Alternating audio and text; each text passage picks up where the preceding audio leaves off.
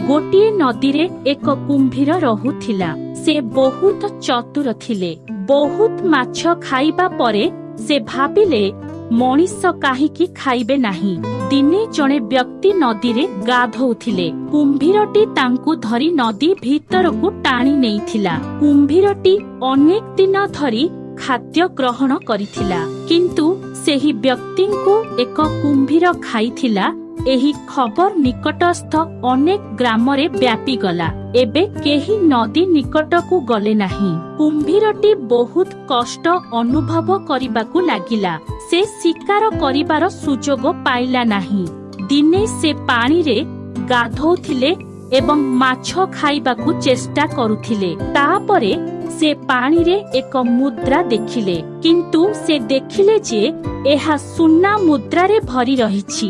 वर्तमान कुंभीरटी एक समाधान विषय रे चिंता कला। से बाक्सकु तांक पिठिरे रखी जल पृष्ठरे बुलिबाकु लागिला। गार किछि कृषक अपराह्नरे निज क्षेत्रे काम करुथिले। जेतेबेले सूर्य किरण सुन्ना मुद्रा उपरे पड़िला, सेतेबेले मुद्राटी उज्जवल हेबाकु लागिला। एहार ज्योति देखि जणे कृषक नदी निकटरे पहुंची सुन्ना मुद्रारे परिपूर्ण एक बाक्स देखिले।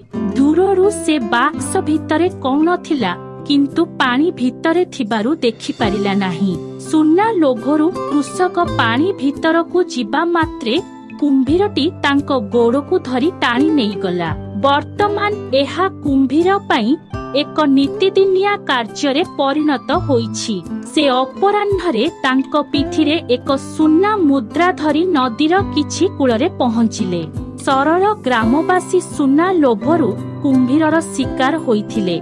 एही शब्द अनेक ग्रामरे व्यापीछि। कुंभीरटी लोकमानंकु शिकार करुछि, किंतु निषेधादेश परे मध्य लोकमाने नदी निकटरे काहीकि जांती ताहा केही जानती नाही। दिने समस्त ग्रामवासी एकत्रित होई एक पंचायत आयोजन करिथिले, जेउथिरे निष्पत्ति निया जाइथिला जे गार किछि युवक दूररे खिया होई नदी कूଳରେ जगी रहिबे, जेपरि केही नदी भितरकु न जांती। गार युवक माने नदी कूଳରେ ठिया होइथिले। कुंभीरटी एसबु देखि सेठारु किछि दिन पई चालीगला। से बाक्सकु एक पत्थर तळे लुचाइला। जेबेठारु लोकमाने नदी कूଳରେ ठिया होइथिले, किछि दिन परे मध्य जणे व्यक्तिंक मृत्यु हेबार खबर आसिला। सेमाने भाबिले जे कुंभीरटी नदी कूଳରେ खाइछि। धीरे धीरे लोकमाने नदी ठारु दूरेई जाई निज काम करिबा आरंभ कले। किछि दिन पई सबु किछि ठीक चालिला, किंतु 2 मास परे गार लोकमाने पुनर्बार अदृश्य हेबाकु लागिले।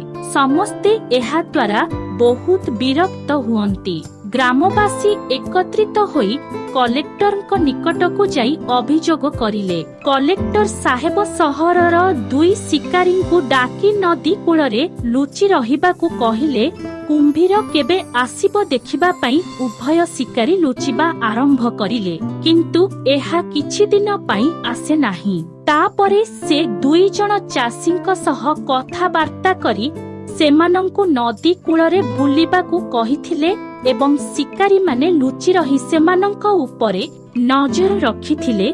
दिने कुंभीरटी सुन्ना मुद्रा धरी पानी उपरे भासुथिबा देखिले। चाषी एवं शिकारी माने मुद्रार ज्योति द्वारा सबु किछि बुझी पारिले। उभय शिकारी लुचि रही बाक्स चारि पाखरे लक्ष्य रखी बंधुक मारिले, जेउ कारणरू कुंभीरटी गुली नियारे मरीगला।